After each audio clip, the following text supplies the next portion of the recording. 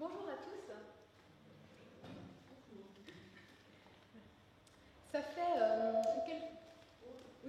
Ça fait quelque temps que nous parcourons les paroles que Jésus adresse à cette église de l'Apocalypse. Aujourd'hui, nous arrivons à la 4e, la lettre à l'église de Thyatire. C'est des églises qui ont leur contexte particulier à chacune, et en même temps, vous verrez que ces textes nous enseignent toujours aussi quelque chose aujourd'hui. C'est des églises qui sont chacune face à des défis particuliers. Thyatire était confrontée à un faux enseignement, était face au défi de rester fidèle à Jésus-Christ, même quand ça signifiait l'exclusion sociale et des difficultés financières. Je vais sans plus tarder vous lire dans l'Apocalypse, au chapitre 2, les versets 18 à 29. À l'ange de l'église de Thyatire, écrit : Ainsi parle le Fils de Dieu, celui dont les yeux sont comme une flamme ardente et les pieds semblables à du bronze précieux. Je sais tes œuvres, ton amour, ta foi, ton service et ta persévérance. Tes dernières œuvres dépassent en nombre tes premières. Mais j'ai contre toi que tu tolères Jézabel, cette femme qui se dit être prophétesse et qui égare mes serviteurs, leur enseignant à se prostituer et à manger des viandes sacrifiées aux idoles. Je lui ai laissé du temps pour se repentir, mais elle ne veut pas se repentir de sa prostitution. Voici, je la jette sur un lit d'amère détresse, ainsi que ses compagnons d'adultère, à moins qu'ils ne se repentent de ses œuvres. Ses enfants, je les frapperai de mort, et toutes les églises sauront que je suis celui qui scrute les reins et les cœurs. Et à chacun de vous, je rendrai selon ses œuvres. Mais je vous le déclare à vous, qui, à Thyatire, restez sans partager cette doctrine et sans avoir sondé leur prétendue profondeur de Satan, je ne vous impose aucun autre fardeau. Seulement, ce que vous possédez, tenez-le ferme jusqu'à ce que je vienne. Le vainqueur, celui qui garde jusqu'à la fin mes œuvres, je lui donnerai le pouvoir sur les nations, et il les mènera paître avec une verge de fer, comme on brise des vases d'argile. De même que moi aussi, j'en ai reçu le pouvoir de mon Père, et je lui donnerai l'étoile du matin. Celui qui a des oreilles, qu'il entende ce que l'Esprit dit aux églises.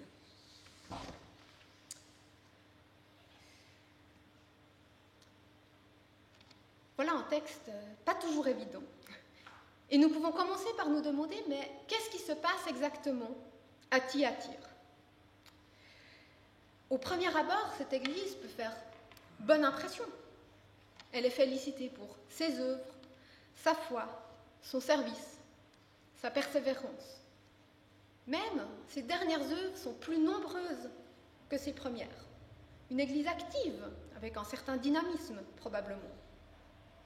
Mais il y a un problème de taille à Thyatire, un problème qui menace l'intégrité de cette église. Et c'est là-dessus que Jésus va s'arrêter plus longuement. Il dit « Mais j'ai contre toi que tu tolères Jézabel, cette femme qui se dit prophétesse, et qui égare mes serviteurs, leur enseignant à se prostituer et à manger des viandes sacrifiées aux idoles. » Il y a dans l'église de Thyatire une femme, Jézabel, qui prétend parler de la part de Dieu, mais qui en réalité égare les gens. Plus précisément, elle leur disait que participer à des fêtes en l'honneur de divinités païennes, participer au repas qui allait avec les viandes qui avaient été sacrifiées à ces idoles, et probablement la débauche sexuelle qui accompagnait cela, peut-être avec des prostituées sacrées, on ne sait pas tout, n'était finalement pas un problème pour les chrétiens. Et on peut se poser la question, mais pourquoi elle disait ça, et pourquoi est-ce que c'était attractif pour des gens dans cette église ? Et pour comprendre, il faut en fait que nous arrêtions un moment sur le contexte même de Thyatire. Thyatire, c'était une ville marchande, avec beaucoup de corporations d'artisans. Et pour pouvoir exercer un métier, pour pouvoir commercer, il fallait faire partie d'une de ces corporations. Or, ces corporations avaient toutes leurs divinités phares, et pour faire partie de la corporation, et donc pouvoir exercer un métier, il fallait rendre un culte à cette divinité.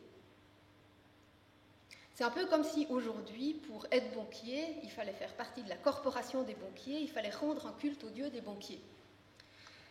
Donc les chrétiens de Thyatire étaient en fait face à un choix assez compliqué.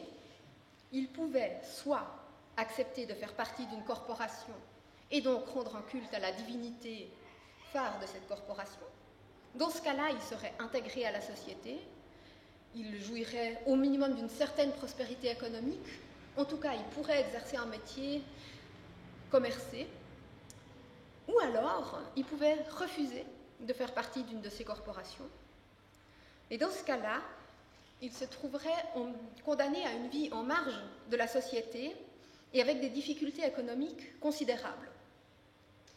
C'est dans ce contexte-là que Jézabel vient dire aux chrétiens, probablement en prétendant parler de la part de Dieu, que ce n'était pas du tout un problème pour des chrétiens de participer à ces fêtes.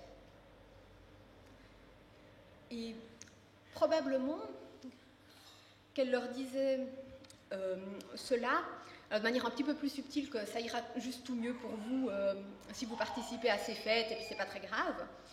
On voit par exemple des problèmes un peu semblables dans l'église à Corinthe, qu'on peut voir dans la première épître aux Corinthiens, que d'une part des gens participaient au culte païen sous prétexte que une idole c'est rien, donc ça fait rien si on va à des cultes païens, finalement ça n'a aucune influence sur la vie spirituelle d'un chrétien. Paul les reprend très sévèrement là-dessus, en leur disant que, alors si une idole en elle-même n'est rien, dans le sens qu'elle n'est pas un dieu, il y a quand même des puissances spirituelles malveillantes à l'œuvre derrière ces idoles et ces cultes, et qu'il est tout à fait inacceptable pour un chrétien d'être en communion avec ses idoles par les viandes sacrifiées aux idoles, et en communion avec Jésus-Christ par la Sainte Seine. Et on voit aussi dans l'Épître aux Corinthiens des gens qui semblaient aller voir des prostituées sous prétexte que finalement ce qu'on fait dans notre corps c'est pas important parce que ce qui compte c'est le spirituel. Paul vient aussi là leur rappeler que le corps même du chrétien est le temple du Saint-Esprit et que c'est très important en vrai ce qu'on vit dans notre corps, on ne peut pas juste tout séparer. Donc ce que nous faisons a de l'importance. Puis probablement que Jézabel allait encore un peu plus loin dans son enseignement. On lit cette phrase un peu mystérieuse qui dit « ceux qui n'ont pas sondé leur prétendue profondeur de Satan ».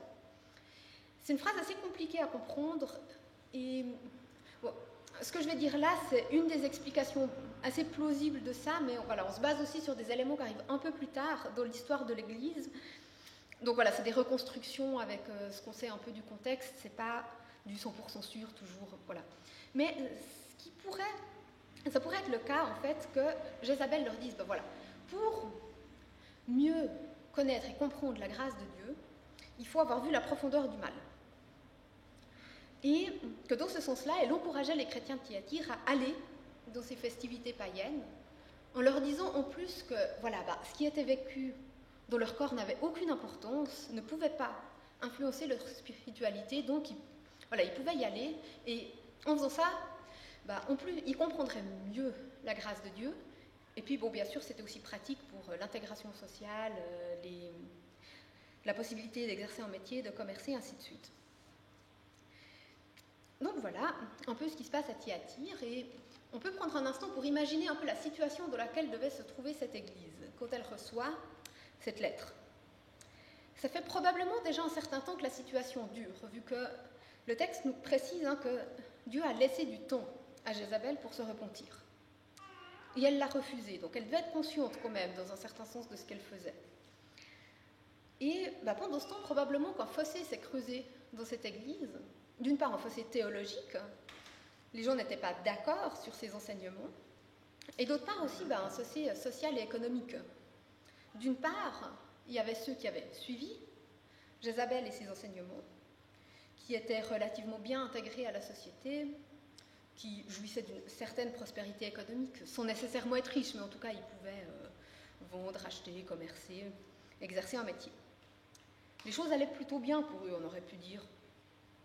Et de l'autre côté, eh bien, il y a ceux qui avaient refusé cet enseignement, qui vivaient en marge, probablement, de la société de Thyatire, qui avaient des défis économiques considérables, probablement, et peut-être même qu'ils s'entendaient dire qu'en vrai, c'était pas très compliqué que les choses aillent mieux pour eux.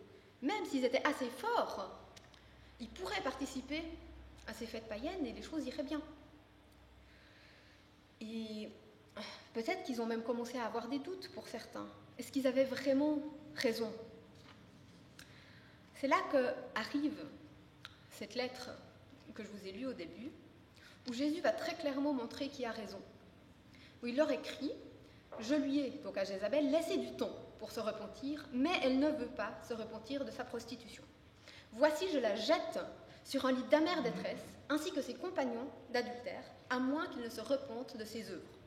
Et ses enfants, je les frapperai de mort, et toutes les églises sauront que je suis celui qui scrute les reins et les cœurs, et à chacun de vous, je rendrai selon ses œuvres. » Alors juste une petite note sur le vocabulaire. Quand le texte parle d'adultère, il ne veut pas parler d'adultère littéral.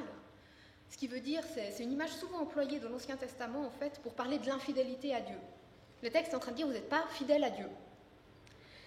Et de même, quand notre texte parle de frapper les enfants de Jézabel de mort, il ne s'agit pas de ses enfants biologiques. Il s'agit de ceux qui ont suivi son enseignement, qui se sont rendus coupables des mêmes choses qu'elle. Donc voilà, Jésus va venir exercer son jugement sur ce qui se fait dans cette église. Toujours quelque chose, on sont des fois un petit peu mal à l'aise. Mais voilà, le texte nous présente Jésus comme celui qui scrute, celui qui voit, il est au courant de ce qui se passe. Il sonde les intentions les plus profondes des êtres humains, le cœur, les reins. Il est celui qui agit avec puissance, celui qui a autorité sur les nations. Et en même temps, ce n'est pas une condamnation sans voie de sortie. Ils ont bien reçu cette lettre avant qu'il se passe quelque chose. Et Jésus est bien en train de dire qu'il va les jeter sur un lit d'amère détresse, à moins qu'ils ne se repentent de ses œuvres. Donc c'est écrit aussi leur dernier avertissement, dans un certain sens. Ils pourront en tout cas pas dire « on ne nous avait pas prévenus, on ne savait pas ». Et dans un sens, j'espère que beaucoup, suite à ça, se soient effectivement repentis et renoncés à leurs œuvres et renoncés à assister à ces cultes païens. Et une chose aussi, j'ai envie de dire que cet épisode, ce récit nous montre, c'est que la réussite aujourd'hui n'est pas forcément synonyme de fidélité à Dieu. Si on réussit bien, on ne peut pas forcément se dire « Ah, bah, c'est tout bon, Dieu a béni ce que je fais ». Et à l'inverse, on peut aussi dire « Ah, tout va mal, donc j'ai dû faire quelque chose de faux ». Avant l'intervention de Jésus et cette lettre, ceux pour qui tout allait bien étaient ceux qui étaient en train de faire fausse route, et ceux qui étaient dans des difficultés sont ceux qui étaient réellement fidèles. Donc retenons-le aussi pour nous, si nous traversons des difficultés, ce n'est pas nécessairement un signe qu'on a fait quelque chose de faux. Et si tout va bien, ce n'est pas non plus signe qu'on peut se reposer en disant « bon, bah, on a fait tout juste ». Voilà. Et la lettre donc, se termine par un mot d'encouragement à ceux qui sont restés fidèles à Dieu. Jésus, ce qu'il leur demande de faire, c'est de continuer sur la voie qu'ils ont entreprise, de continuer à rester fidèlement attachés à lui, même si c'est compliqué. Et il leur dit, il ne leur impose pas d'autres fardeaux, il s'occupera du reste. Et il leur adresse une promesse, il leur dit qu'il leur donnera de partager son règne et qu'il leur donnera l'étoile du matin. On peut dire, c'est quoi l'étoile du matin ? Et au fait, si on va lire jusqu'à la fin de l'Apocalypse, à la fin de l'Apocalypse, c'est Jésus lui-même qui est décrit comme l'étoile du matin. Donc, ce qui est probable, en fait, c'est ce qu'il est en train de leur dire, c'est qu'il va se donner lui-même à eux dans une relation intime et profonde. Ils auront peut-être été exclus de la société, ils auront peut-être connu des difficultés financières, mais ils seront en relation profonde, intime avec Jésus pour l'éternité. Le vrai vainqueur dans toute cette histoire, finalement, ce n'est pas celui qui se croyait fort, qui semblait réussir. Le vainqueur, c'est celui qui est resté fidèlement attaché à Jésus-Christ, même quand ça l'exposait à une situation pour le moins difficile. comme toutes ces 7 paroles que Jésus adresse à des églises, ça se termine par « Celui qui a des oreilles, qu'il entende ce que l'Esprit dit aux églises », pluriel. Ce qui veut dire, il y a quelque chose à aller chercher aussi, même si on n'est pas l'église de Thyatire, et que notre contexte est pour le moins différent. Et je vais ressortir 3 questions, en fait, que ce texte peut nous poser. La première, c'est, ça nous pose la question de la prospérité économique et l'intégration sociale. Oui, mais à quel prix ? À Thyatire, ces choses passaient par rendre un culte à des divinités païennes. Chez nous, aujourd'hui, ce n'est pas du tout le cas. Mais on peut avoir une pensée quand même pour des chrétiens persécutés, pour qui, des fois, ce n'est pas très différent, en fait. On a encore reçu la lettre de prière de Porte Ouverte qui demande de prier notamment pour des chrétiens en Inde qui sont exclus des mesures étatiques du Covid, qui ne reçoivent pas les aides à cause de leur foi. Mais voilà, nous aujourd'hui, en Suisse, en France, normalement, on ne nous demande pas de rendre un culte à des divinités païennes pour être intégrés dans la société et pour pouvoir exercer un métier. Néanmoins, on peut se demander, les relations, c'est quelque chose d'important. C'est quelque chose d'important pour tout être humain. La Bible ne le nie pas du tout, d'ailleurs. Dieu lui-même nous a créés pour être en relation.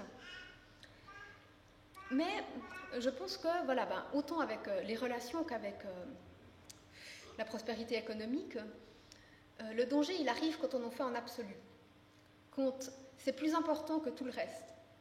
Quand on mesure tout à ça, c'est là qu'on risque de faire fausse route, d'avoir des relations qui sont mauvaises pour nous, de chercher à gagner de l'argent peut-être d'une manière qui n'est pas bonne, ou alors de regarder de travers ceux qui connaissent moins de succès, de réussite que nous.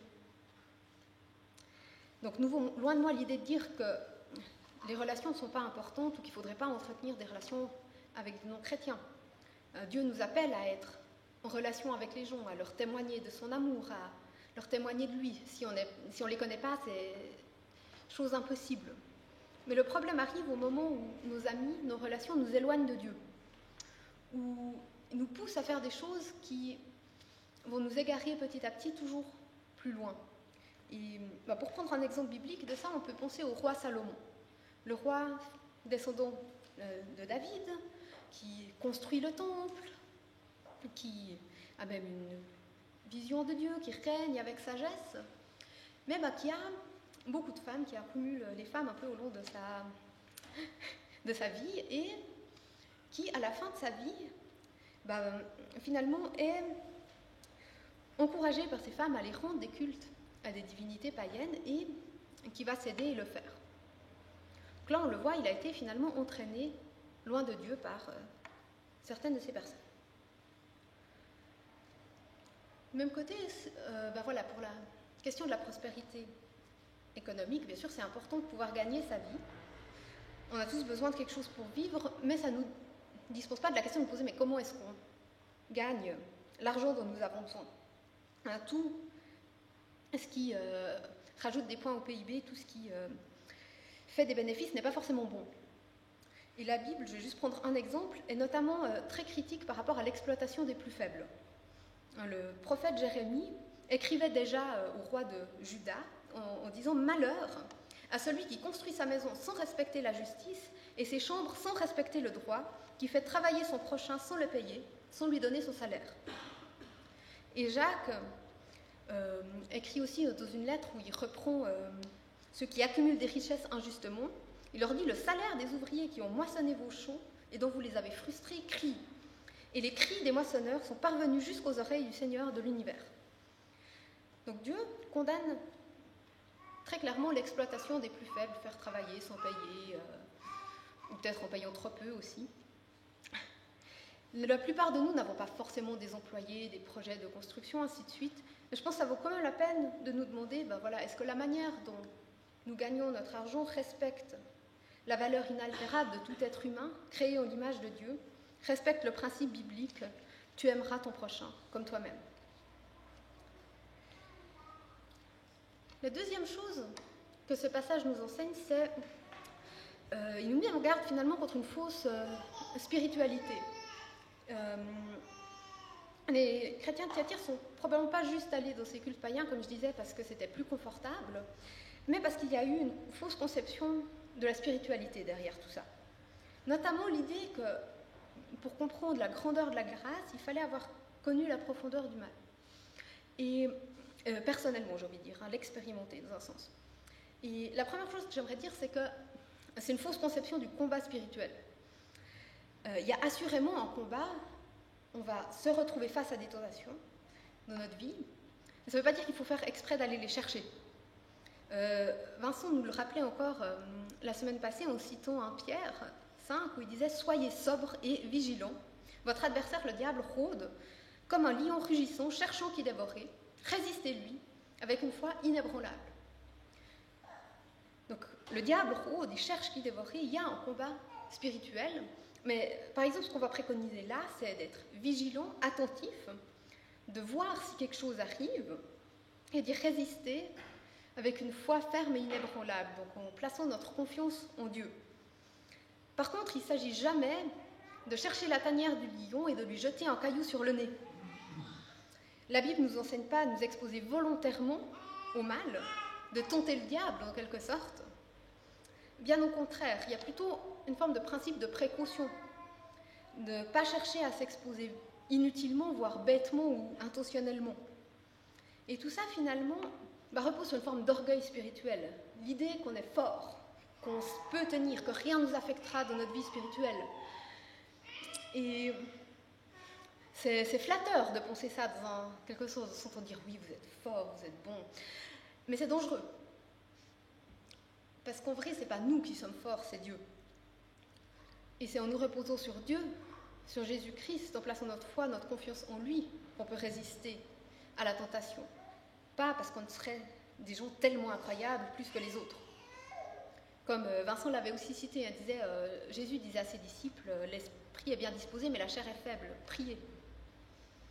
Donc voilà, se confier en Dieu plus qu'en nous-mêmes finalement, et donc du coup de ne pas non plus aller chercher intentionnellement la tentation, si j'ai envie de dire. Et la deuxième idée, justement, ce qui entraînait les gens à Thyatire à faire ça, c'est qu'ils pensaient qu'ils comprendraient mieux la grâce de Dieu s'ils avaient vu expérimenter la profondeur du mal, et en quelque sorte, s'ils ne l'avaient pas eu avant leur conversion, il fallait peut-être aller voir après. Alors ça me parle, comment dire, à moitié, ça résonne un peu dans le sens, pas dans le sens où on m'est encouragé à aller voir le mal après ma conversion et tout ça, mais des fois ça semblait que ceux qui avaient vécu des choses affreuses avant avaient un plus spirituel. On mettait en avant ces témoignages assez fabuleux finalement d'anciens criminels convertis, et gloire à Dieu quand ça arrive. Il y avait des livres un peu de témoignages, des fois qu'on lisait, je ne sais pas où, il y avait 150 pages sur tout ce que la personne avait fait de mal et ce qui lui était arrivé, puis 5 pages sur sa conversion et 3 pages sur sa vie après. Alors, je caricature un peu, je pense, mais il y a un déséquilibre par moment. Et ça peut laisser l'impression qu'il nous a un petit peu manqué quelque chose si on n'a pas vécu ça. Mais je pense que c'est faux pour deux raisons. D'une part, déjà, il n'y a pas besoin d'avoir vécu toutes ces profondeurs du mal pour avoir besoin de la grâce de Dieu et pour pouvoir venir à lui et recevoir sa grâce. Bon, et d'autre part, en fait, je pense que si on veut vraiment voir la profondeur du mal et la grandeur de la grâce de Dieu, c'est pas à notre propre vie qu'il faut regarder en premier, mais c'est à la croix de Jésus-Christ. Parce que finalement, à la croix de Jésus-Christ, on voit ce qu'auraient mérité nos fautes. Quand on voit Jésus mourir seul, abandonné comme le dernier des criminels, on voit ce qu'aurait mérité le mal. Et c'est là aussi qu'on voit la grandeur de la grâce. Parce que si Jésus meurt là, seul, abandonné, rejeté de tous, c'est pas parce qu'il aurait fait lui quelque chose de mal. Il est le seul qui n'aurait pas mérité ça. Il le fait à notre place. Il le fait par amour, il le fait par grâce, pour que nous puissions avoir le pardon. Donc si nous voulons vraiment savoir à quel point le mal est mal et à quel point la grâce de Dieu est grande, regardons à la croix du Christ et détournons-nous du mal. Et finalement, ce texte peut aussi nous poser la question, mais est-ce que c'est la peine d'être fidèle à Dieu? Et si oui, qu'est-ce qui peut nous aider? Les chrétiens de Thyatire, s'ils regardaient juste à leur situation actuelle, ça semblait pas être la peine. Ça semblait leur engendrer que des problèmes. Mais justement, le problème, ce serait de regarder qu'à la situation présente. La fidélité à Dieu, elle vaut absolument la peine, mais on le voit que si on regarde au-delà de notre bout du nez, entre guillemets, qu'on regarde l'image plus large de l'histoire. Et Jésus leur rappelle assez précisément ça, en fait. Il leur dit, ce que vous avez, tenez-le ferme jusqu'à ce que je revienne.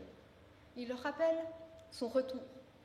Il leur rappelle que le monde ne sera pas toujours ce qu'il est aujourd'hui, que les difficultés qu'ils connaissent maintenant, elles ne vont pas durer toujours, qu'un jour, Jésus reviendra et qu'au plus tard, à ce moment-là, il sera manifeste qui était fidèle à lui et que ça valait la peine. À ce moment-là, tous ceux qui ont placé leur foi en Jésus-Christ partageront l'éternité avec lui dans un monde où l'injustice, le mal, la souffrance ne seront plus. C'est à ça que Jésus-Christ les encourage à regarder, c'est à ça aussi que nous sommes encouragés à regarder quand nous vivons des temps difficiles. La fidélité à Dieu peut nous faire passer par des temps difficiles. Par moments, peut-être que nous devrons choisir entre la fidélité à Dieu et le confort, la sécurité, certaines relations. Mais ne nous laissons pas tromper par ceux qui disent qu'on peut tout avoir tout de suite, sans aucune conséquence.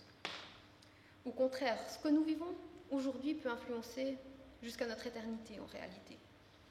Jésus-Christ nous accueillera dans l'éternité, dans un monde renouvelé. Il nous appelle à la fidélité aujourd'hui et il nous promet aussi de nous soutenir dans le temps présent.